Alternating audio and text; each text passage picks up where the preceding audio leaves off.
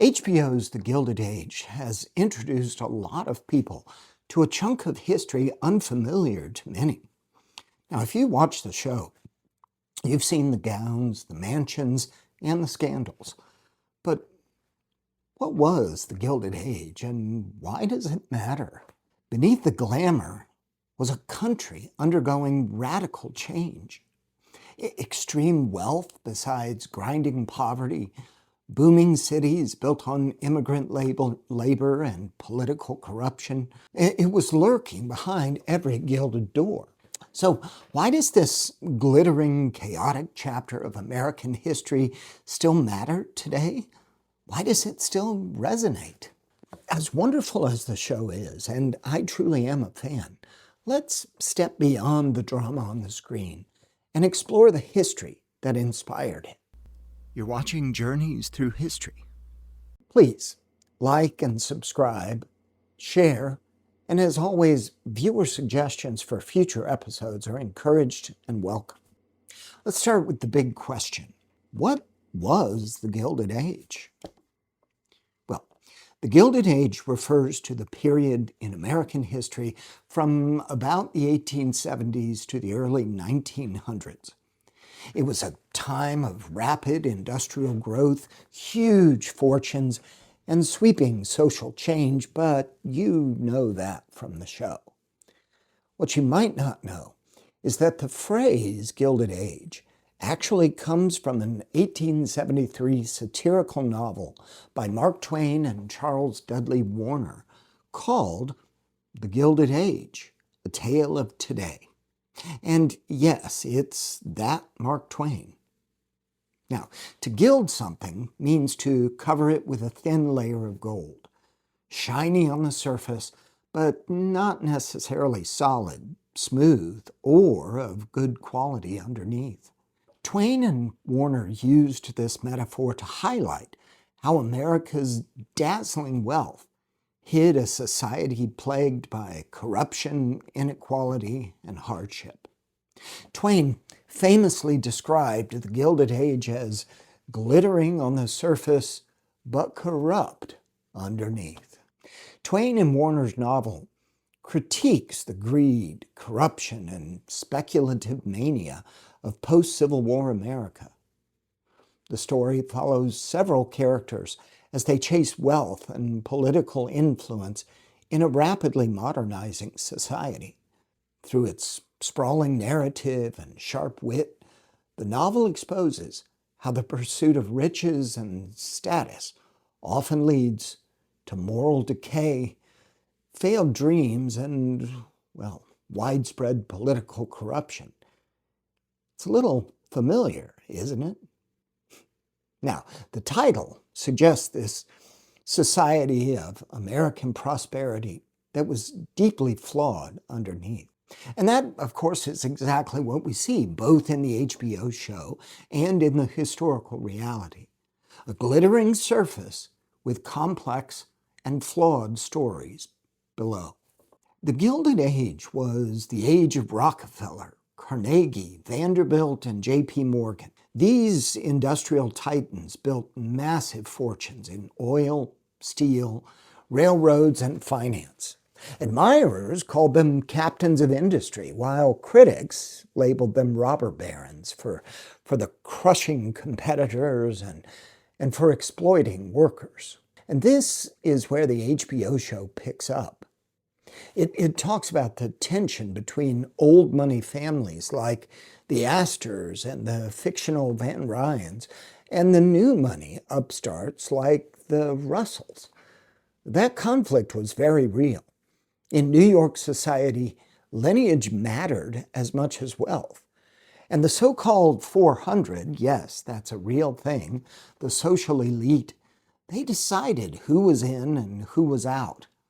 As a side note, don't overlook the name Van Ryn as referencing old money New York. The name speaks to the very origins of New York, previously known as New Amsterdam, founded by the Dutch in 1625 as part of the New Netherland colony. But beyond the mansions of Fifth Avenue, millions of ordinary Americans lived in crowded cities, worked in dangerous factories, or struggled on failing farms. The show gives us the drawing rooms of Fifth Avenue and the downstairs world of those wealthy families. It shows us very little of the streets and of those who struggled mightily at the other end of the economic spectrum. Part of this struggle was related to immigration. In addition to being the Gilded Age, the late 19th century was also the great age of immigration to the United States. Millions arrived from Ireland, Italy, Germany, Eastern Europe, and China.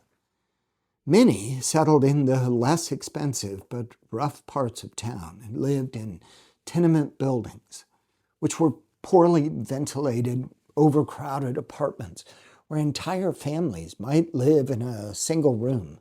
HBO's The Gilded Age hints at this social contrast, but in reality, the gap was enormous and pervasive. While the wealthy attended glittering operas, immigrant workers often labored for 12 hours or more a day in sweatshops with dangerous working conditions. The period's political cartoons often captured this stark divide, the rich literally dining on the backs of the poor. If I can suggest an additional viewing resource, although it's not set in the Gilded Age, it's set in the Civil War, which is a few years before the actual Gilded Age era.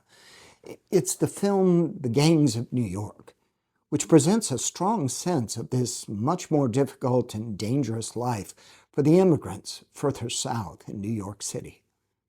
Again, for context, this legacy would have been present in the world of the Russells and the Van Ryans of HBO's Gilded Age.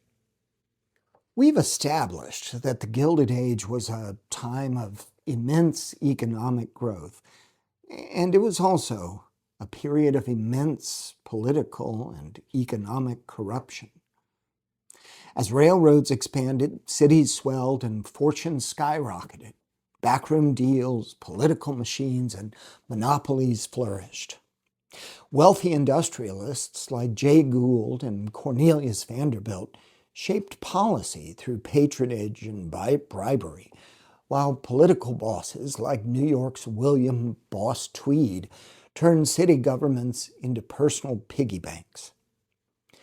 At the same time, a growing awareness of these abuses fueled early reform movements, from civil service reform to labor organizing and muckraking journalism. This laid the groundwork for the progressive era that was to come shortly after this Gilded Age. HBO's Gilded Age captures this tension between corruption and reform in vivid, dramatic strokes. Characters like George Russell, a railroad tycoon modeled not so loosely on figures like Gould and Vanderbilt. He embodies the unapologetic ambition and influence of robber barons who used their fortunes to bend laws, officials, and social norms to their will. The show reveals how the machinery of politics, from bribes for city approvals to the manipulation of social clubs and charities, greased the wheels of high society. Reform and journalism take shape in the show through the characters of Peggy Scott and Marion Brooke, as well as a few others.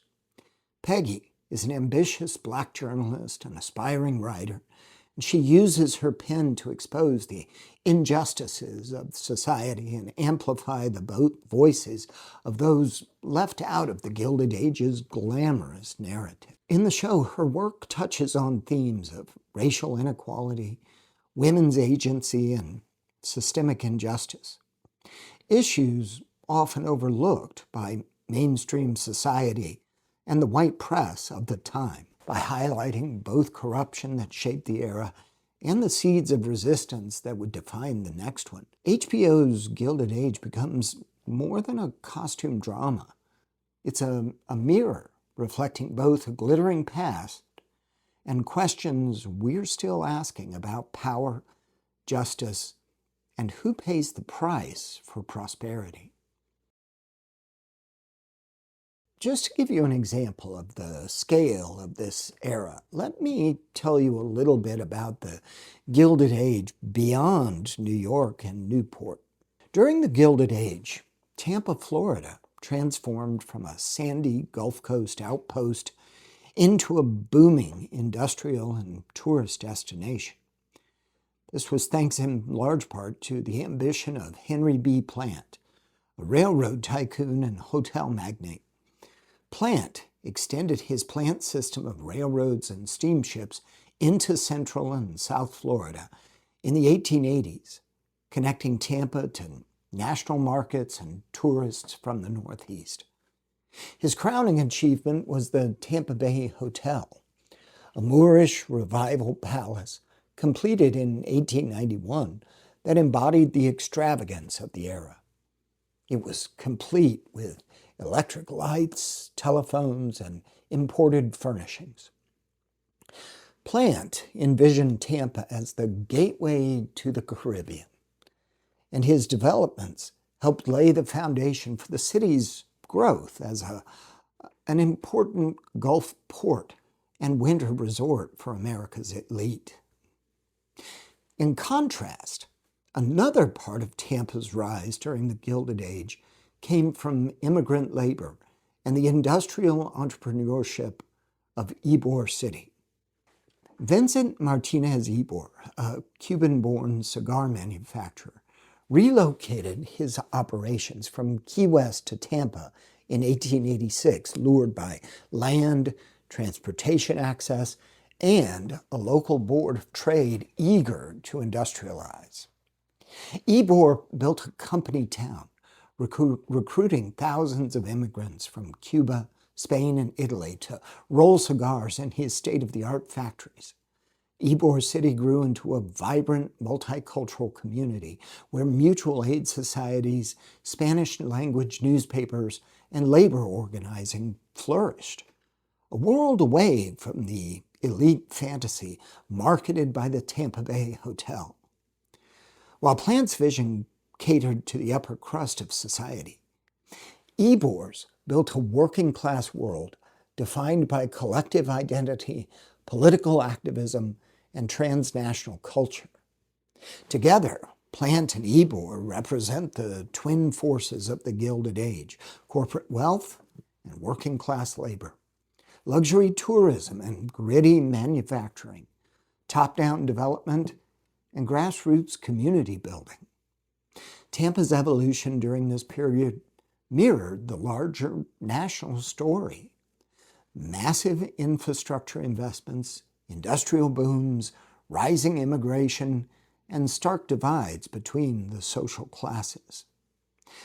Today, the Tampa Bay Hotel survives as the Henry B. Plant Museum, a preserved symbol of the Gilded Age elegance, while Ybor City remains a living neighborhood where the stories of the immigrant past still echo in its red brick streets and hand-rolled cigars. Understanding their legacies helps us see how even a small southern city of the 1890s, like Tampa, was deeply shaped by the sweeping currents of America's Gilded Age. Let's get to our second big question. Why does the Gilded Age still matter?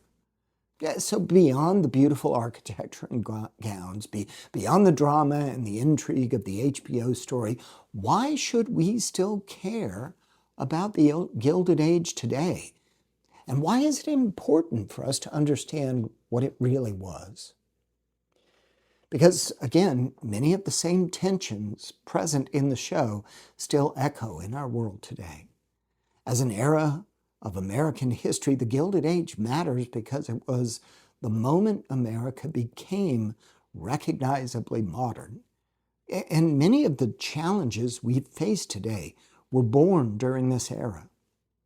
The vast wealth gap between the ultra-rich and working poor, the rise of powerful corporations, the struggles of immigrants, the battle for civil rights, American expansion overseas, and, the influence of money in politics and society.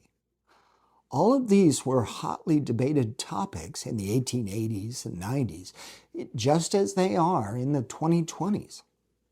It was a time of invention and inequality, reform and resistance, beauty and brutality.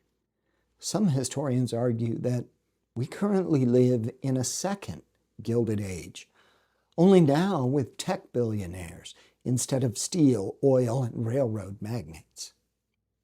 By studying the Gilded Age, we don't just learn about how the railroads were built or tycoons made their fortunes, or the manipulations of the Gilded Age Real Housewives of New York. We uncover the roots of America's ongoing debates about fairness, opportunity, and the meaning of progress.